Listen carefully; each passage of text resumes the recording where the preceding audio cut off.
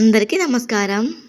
Daily wear బట్టలతో పాటు కొత్త బట్టలు అయితే ఉతకను. కొత్త బట్టలు సపరేట్ గా ఉతుకుతా. ఫస్ట్ షాంపూలు నానబెట్టి కలర్ పోయేటివి కలర్ పోనివి వేరు వేరు బకెట్లలో పెట్టి ఉతుకుతా. ఇక్కడ ఒక చిన్న ట్విస్ట్ అండ్ షాక్ నాకు. అడుగడుగున ట్యాప్సే ఉన్నాయి, కాకపోతే నీళ్ళైతే రావట్లేదు. చాలా డిసప్పాయింట్ అయ్యాను. ఒక ఊప్ మీద ఎలాగైనా కొత్త బట్టలు మొత్తం ఉతికేసారు అనుకున్నాను.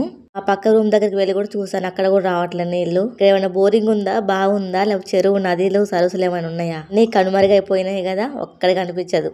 ఒకప్పుడు నేను బోరింగ్ నుంచి బావి నుంచి నీళ్లు మోసిన దాన్నే. నాకైతే ఈ వీడియో వలన ఆ రోజు గుర్తొచ్చాయి. ఇష్టంగా మోయలే, మరి చిన్నతనం ఉన్న అందరితో పోటీ పడుతూ మోసేది నీళ్లు. ఇంకా ఏం చేస్తాం, ఓనర్ ఆంటీ కాల్ చేశాను, తనేమో గుడికి వెళ్ళిందంట. ఇది పోలి పాడ్యం ఈ రోజు వీడియో ఇది. ఇంకా చేసేది ఏం లేక ఇల్లన్నా ఊడ్చేద్దాం, ఒక పని అయినా అయిపోద్దని ఇల్లు ఊడుస్తున్నా. ఆంటీ ఎంతసేపు చూసినా రావట్లేదు. ఇల్లు ఎలా మోస్తానో చూపిస్తాను నెక్స్ట్ వీడియోలో. ప్లీజ్ అబ్బా లైక్ చేసి వెళ్ళండి, పార్ట్ 2 కూడా ఉంది.